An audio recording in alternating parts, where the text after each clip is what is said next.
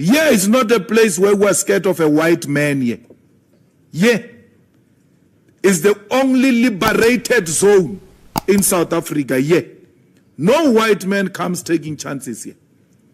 Those ones who came earlier, they must thank their God. Why must I educate Elon Musk? He looks like an illiterate. The only thing that protects him is his white skin. Hello everybody, welcome once again to AfriPost. I believe wherever you're watching us from, you're doing great. Now, I also want to bring you another video today about Julius Malema. And this one is especially when he's talking directly to Elon Musk and also addressing the question about some white people or some whites in South Africa who decided to go and attack the EFF offices. One thing that Malema says is that the EFF office is a revolutionary house and cannot be allowed for jokes like what those white guys decided to go and do to his office. Kindly watch this video and then let's talk about it after the video. Take a listen. I saw some McG wannabe, one of these podcast people who failed with a very low followers, for so his relatives only that are following him. He says, I must educate Elon Musk. What is that? No, the one of Twitter. Elon Musk. Elon Musk. I must educate Elon Musk. Why must I educate Elon Musk? He looks like an illiterate. The only thing that protects him is his white skin. Elon Musk wants to learn about this song. The records are there in court. Let him go and read the judgment. Let him go and listen to my arguments in court.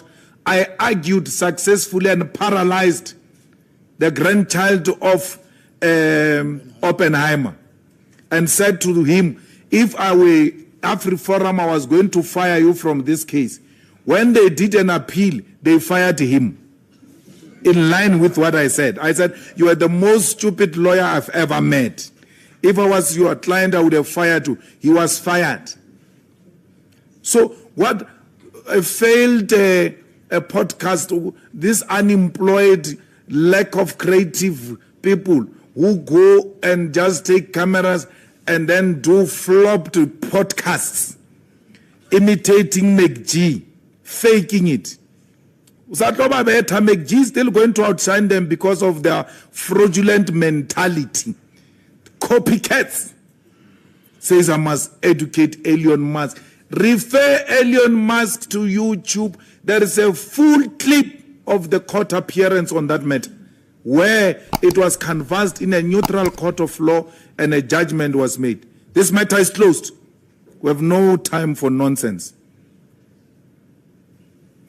Racists want to march into our offices. Ne? This is it's not a playground here. It's a revolutionary house. That's why I told John Steinesen that you're a small boy. The EFF is not ANC. Let John try those things he has been doing of marching to ANC offices. He must come and try it here. Let one day when he's bored, try that nonsense he has been doing everywhere. Come and try it. We don't care whether even that day you would have rented black people to march with the DA. As long as you are wearing a DA t-shirt to the EFF office that day, in a disrespectful manner, you will know what the EFF is. Let him try it. He must bring that one with a wrinkled Botox face with him when they come here. We'll teach them. Here is not a place where we're scared of a white man here. Here is the only liberated zone in South Africa. Here. No white man comes taking chances here. Those ones who came earlier, they must thank their God. They must try it again. They must thank their God. It's not a playful area here. You can argue your politics wherever you do. Don't come here. We never go to anyone's offices. We never interfere with anyone's programs. But we are not going to be undermined. We've got everything we need to protect this office. Everything. And we'll defend it with our lives. There is no song, kill the boer, kill the farmer. That's a chant. We over-explained it in court. If you have a problem with it, go to the records of the courts. Don't be lazy to read, man, and ask me the same thing all again and again and again. And I won in court. The court said there's nothing wrong singing "Kill the Boer, kill the farmer." When do we respect the judgments of the court? And when do we disrespect the judgments of the court? When they favor Helen Zille, we must respect them. When they don't favor Helen Zille, we must not respect them. There is a court decision that must be respected. Those who have appealed it, they must go and fight it in court.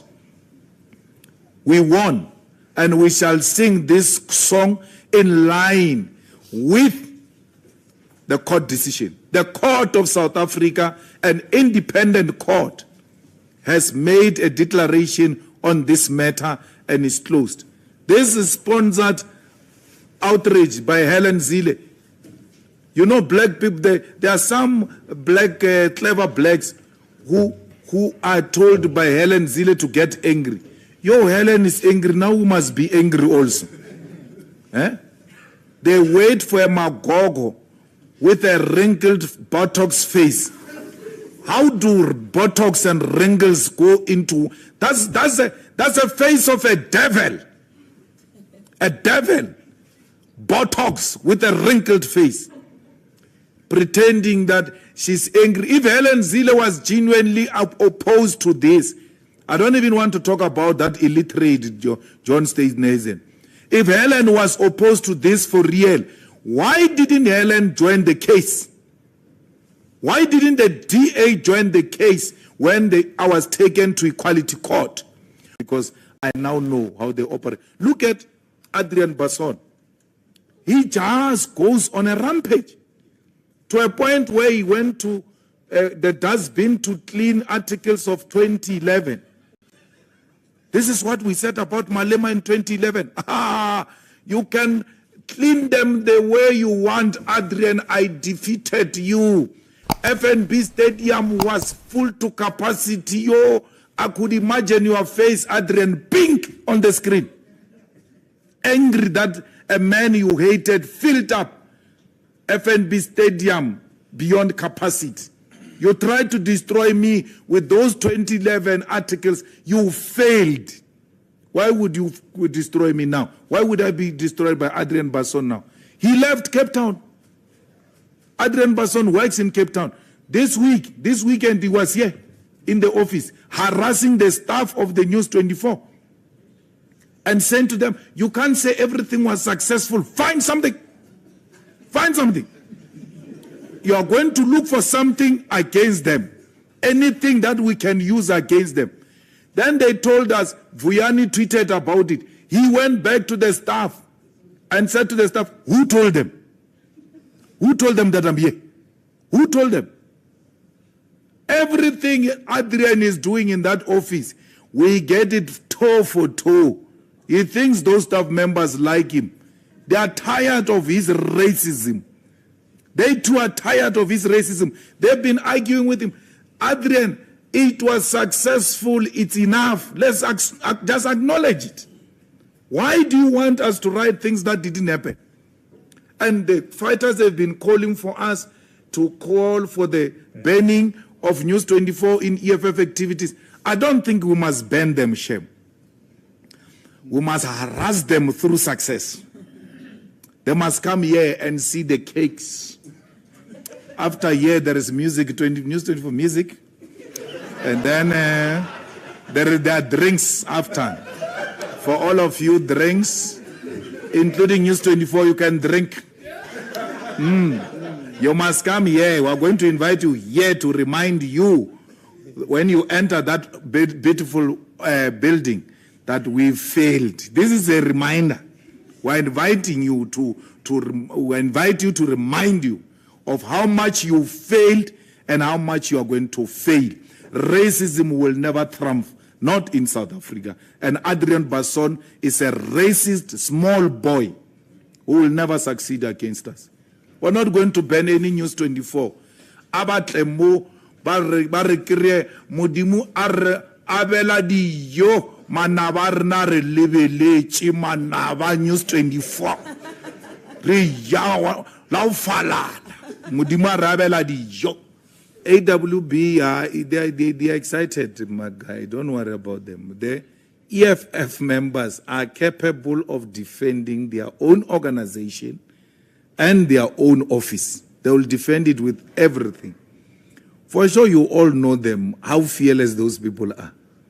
We're the ones who are always saying to them, hey, wait, man, wait.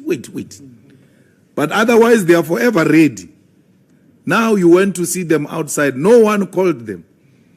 You guys reported that there is a situation at the EFF office. Immediately, but what? And then they came here. They were not invited by, and no one, none of us, called anyone to bring anyone here. Our security is always tight in the office. In most cases, they are in the basement, and that's why you don't get to see them. But when there are such threats, then they have to come out. Why? We try equally to make sure that the office is not intimidating as such and is user-friendly and accessible. But when such people now come with such threats, they are left with no option but to come outside. What have I done? Where is the recourse? What happened to listening to the other side? No court has ever found us guilty about any wrongdoing. No, you are a PEP, you are not good for our image, close the account. You know, Samkelo, this song, Kill the Boer, if it had any negative connotation and incitement, it should have done it in the 90s. It had all the reasons to do it in the 90s. It still hasn't done it. So why would it do it now? Because I really don't know what you're talking about, saying now the environment is so, let's say, sensitive to a point that this might incite. Now, when it couldn't do it, when de Klerk was killing our people in Buipatong, that's where this song should have incited violence. It still didn't. So, to say to us, don't sing this song because it belongs to the 90s, and you are asking me to forget my history, I will not do that. I will not do that. This song is part of my history. It's who I come from. I use this song to remind myself of what we have gone through. And we've emphatically and repeatedly said, the Boers and the farmers do not refer to individuals, but refer to a system of oppression. And I said in court, we used to refer to the police as Boers. When the police entered our township in Sishiu, they were black police. Because anything that represented the system was referred to as the Boers. Even a black person was referred to as a Boer because he belonged to the system in a form of a police person. So, from its inception, it has never been targeted at individuals. It has always been targeted at a system of oppression. And our people understand it for what it is. If we had intentions to kill anyone, we had 100,000 people under our nose. After chanting it, we would have all left that stadium in unison to go and kill the white people.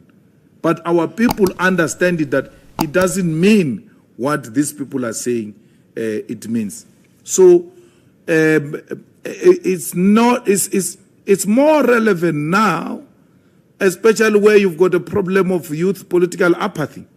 The youth need to know what we went through, and they can only know through political education, through political songs, through political literature, that this is a system that is unacceptable, and we must stand up and participate politically to avoid the return of that system. Now, from that speech, it is evident that Julius Malema is not scared of anybody. In fact, he is somebody who is only scared of himself. And at some point he said that is only scared of God, and no human being can really scare him because he is ready to face each and every other person head on. These are some of the things that really make Julius Malema one of the formidable forces in the forthcoming elections within the South African Republic. And I think this is why you find that most youths have really coalesced around Julius Malema, because they find their aspirations, they find their dreams, and they find their desires to be championed for by one Julius Selo Malema. You know, the EFF formation is something that Julius Malema has talked about for quite some time. He is saying that he is very, very grateful for Jacob Zuma for having suspended him from the ANC. And this expulsion from ANC led to the creation of today's behemoth, the EFF party, that is known for championing for African desires and also black South African desires. The Economic Freedom Fighters Party is aimed at ensuring that South Africans get freedom from economic capture that is domiciled within the white monopoly capital, as Julius Malema puts it each and every time. It is upon South Africans to decide who they are going to vote for. You know, sometimes when we release these videos, most of you come at us in the comment section and say that we are one-sided, we do not know what we are saying, but it's all about being fair at some point. For instance, there is that video that I released, I think yesterday, about Karim Yunus kind of talking about the EFF and highlighting some of the shortcomings of the EFF party. And some of you kind of really came hard on me. I am not somebody who is there to really antagonize these things, because I support the EFF as an African, because I believe in the issues that Julius Malema is championing for. He is talking about open borders. It is important for us to live together as Africans, because we remember that these borders that we have were brought to us in 1884 through the Berlin Conference that led to the partitioning of Africa in different parts. But Julius Malema is known for championing for one united Africa. An Africa that is United States of Africa, where people come together as one people, have one currency, have one leader who is a president, to really champion for development and growth of the continent as it is. Because look at Africa, for instance, and look at United States. Look at Africa, for instance, and look at China. The way we are divided in different partitions, we cannot really negotiate at the high table of nations. But when Africa comes united, a population of over 1 billion people, we will be strong. And this is why Julius Malema, in his call, he is not afraid to face off with people like Elon Musk. He is not afraid to face people like AfriForum. He is not afraid to face off with anybody or white monopoly capital that controls South African economy in all aspects. So he is somebody who is daring and ready to face the president, ready to face anybody in South Africa. He also understands how to express his issues eloquently. And this is something that really should be admired by many. So for me, I believe that Julius Malema is somebody that we really have to look at. And South Africans should wake up and really find something good out of this guy to give him that position. And let's see how he's going to push South Africa to prosperity, as he's always championed and called for. Please don't forget to subscribe to this channel, like this video, and also share. Thank you, and may the good Lord bless you. Goodbye.